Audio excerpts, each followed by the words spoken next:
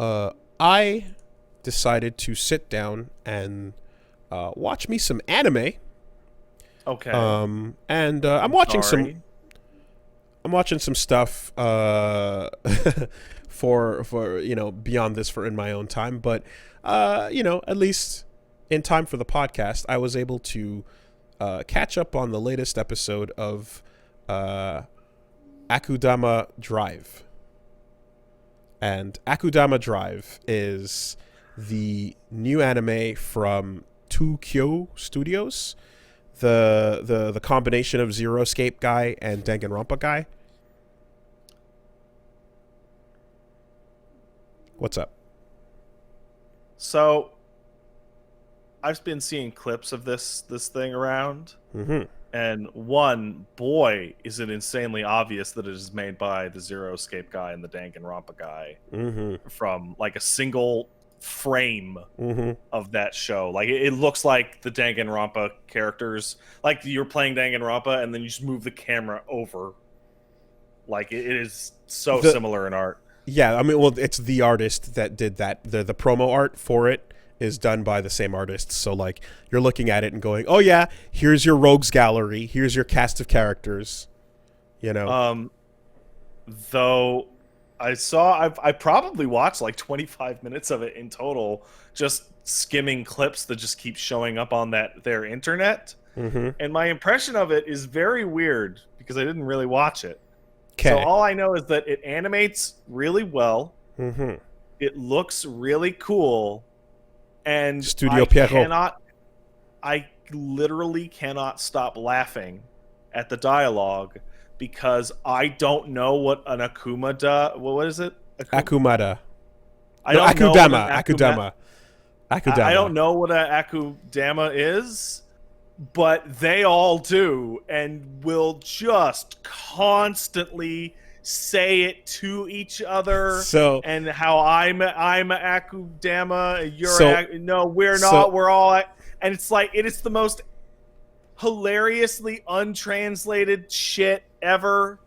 Oh my goodness. So, Akudama in this series, in this show, is just, it's the active subject word, proper noun that is going to be your replacement. Where if you're watching Hunter x Hunter, it's the word hunter. Right.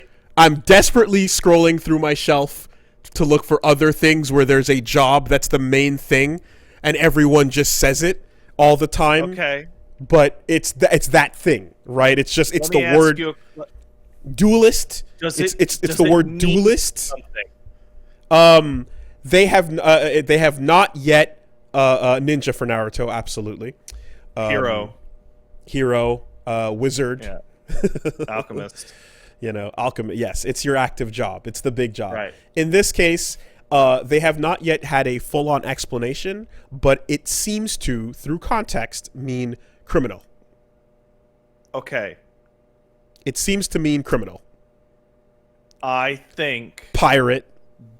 I think that the Mhm. people subtitling it may have wanted to change that because literally all I can see whenever anyone talks is all according to Keikaku. Mm-hmm.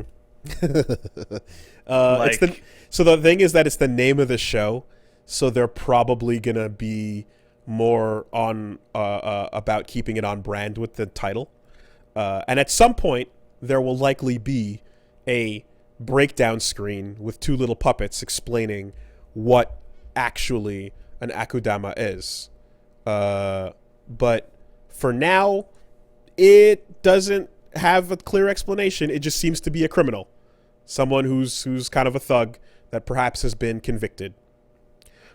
people are obviously going to say that I'm watching it out of context. Of course, I'm not going to understand. Mhm. I don't think you guys are getting. My problem is not the non-understanding of the goddamn term. My problem is that like the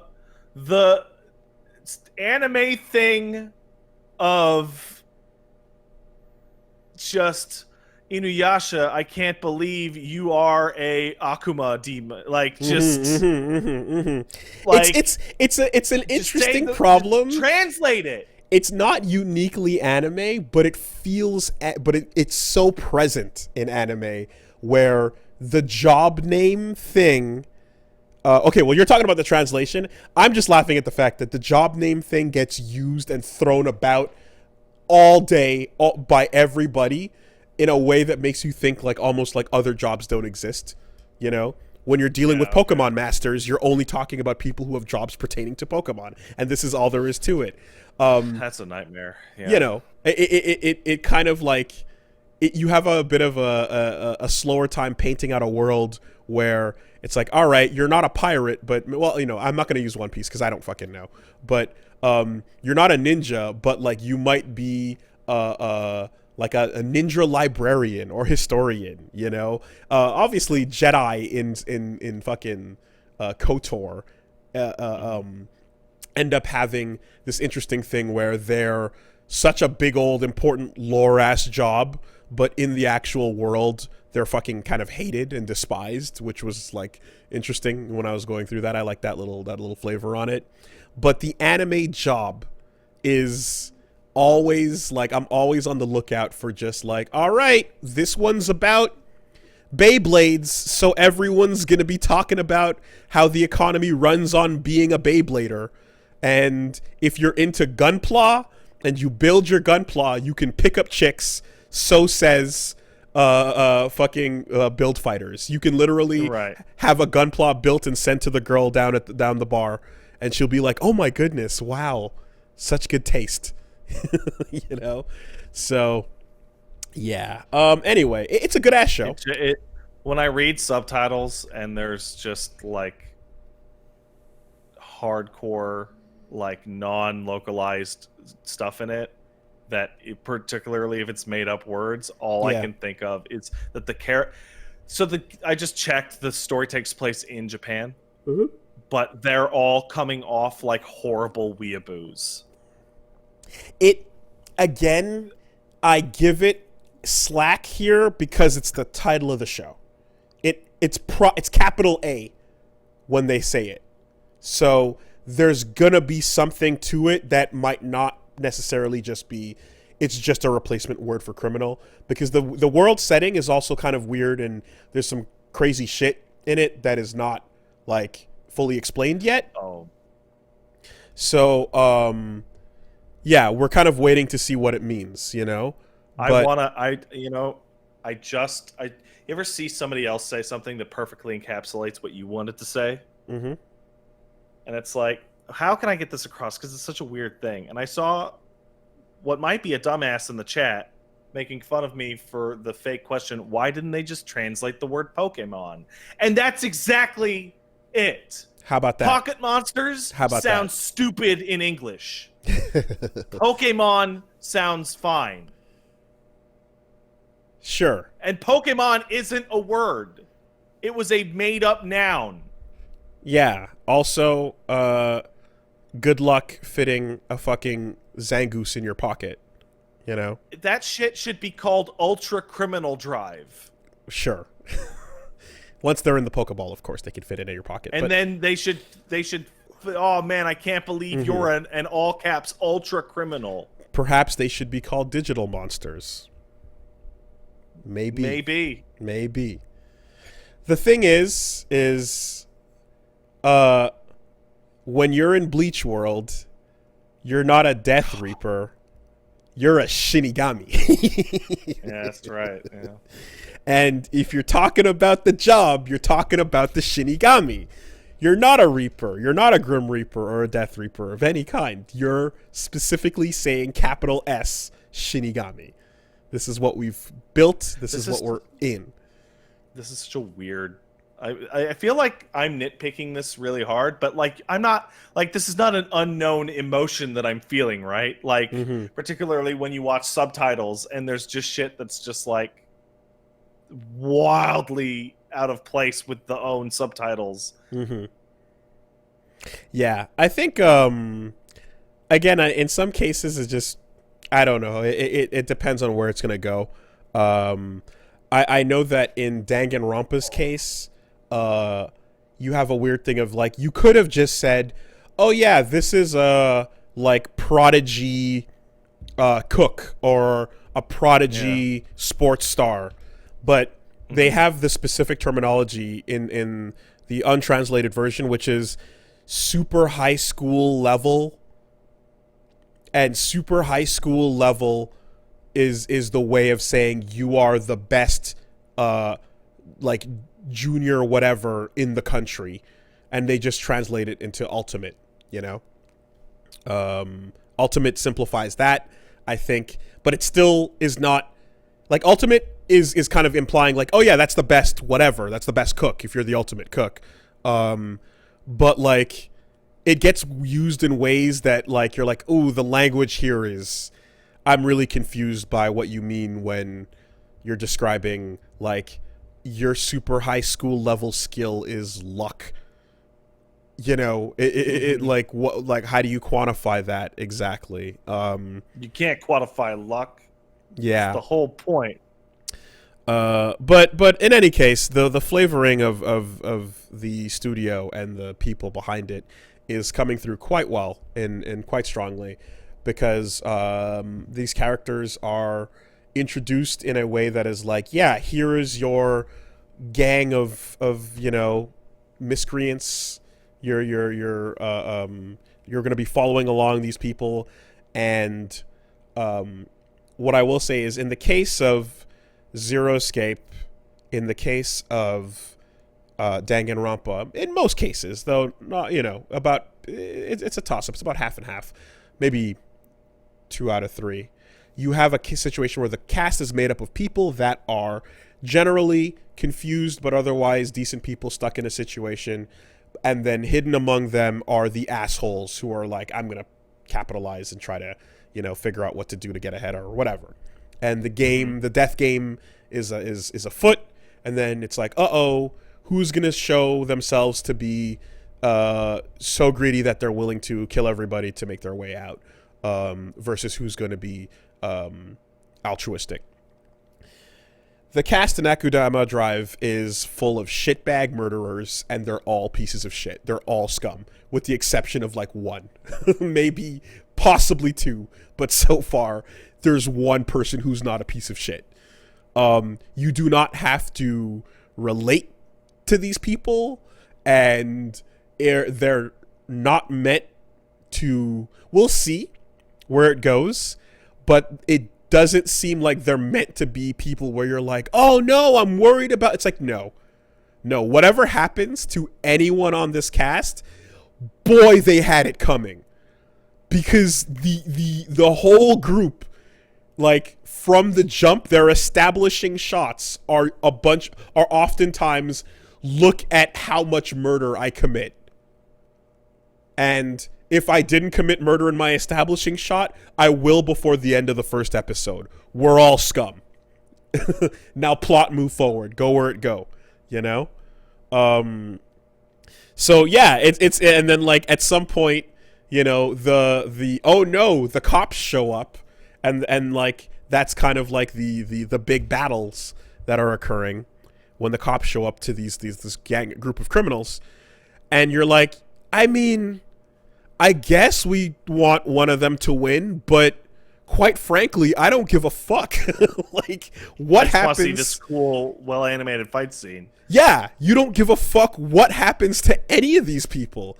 Again, with one exception, you know? Yeah, I guess it's the actual quote-unquote Suicide Squad vibe of like, you know, like you're not an anti-hero.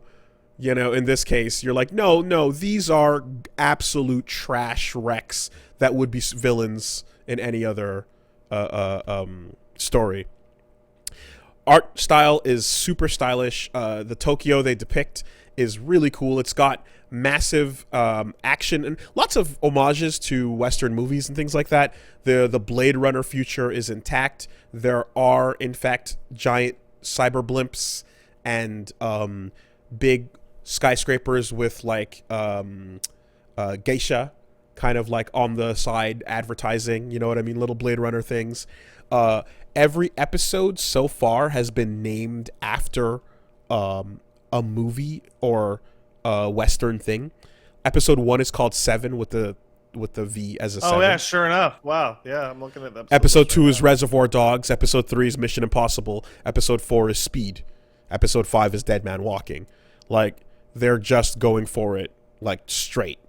And both were fans of Reservoir Dogs, Pulp Fictions, and The Usual Suspects, and their fascination with these films went into their desire to make a story set in a cyberpunk world with a Quentin Tarantino in style plot. Yep, I can see that. It's the plot's just moving. Things are going places. I can see that. I see a bit of Tarantino, a bit of Run Lola Run in some ways, but ultimately, it's you're feeling the like gang of characters sort of trapped in a situation that they're trying to figure out as they go, sort of vibe, you know. It's almost as if it didn't have to be a death game, but it sort of still is, you know. So yeah, but whatever. I'm on the wiki, and I believe I can translate the word Akudama. Mm-hmm. It means criminal. Okay, that makes sense. This show should be called Criminal Drive. And yeah, the setting is it's a really interesting one. Like I said, visually they do things where the establishing shots kind of slide buildings into place as if they were cardboard backdrops, which is a very Danganronpa thing to do. I'm seeing those kind of moments. They have 2 little mascots that appear and explain some of the plot to you, and you know, part of the setting is this kind of wild thing that, you know, again, they're gonna need to. We don't have any real idea of the explanation so far, but like there's a civil war that takes place in Japan, and this is a post-Civil War cyberpunk Kansai future, you know. So yeah, definitely interesting, worth checking out, and fun action going down. Very simple ass characters doing their simple ass things, and again, it's nice to kind of, it's not nice, but it's interesting to have a thing where you don't have to root for anybody. You just follow along, and whatever happens. Well, you gotta root for Swindler. Sure, but as it stands, it's like, oh, did a main character just get shot in the face? Sick. Cool. Great. You had it coming. Oh, yeah, well, okay. Well, we'll see what happens. Okay. Well, yeah, no, fine. You know, whatever.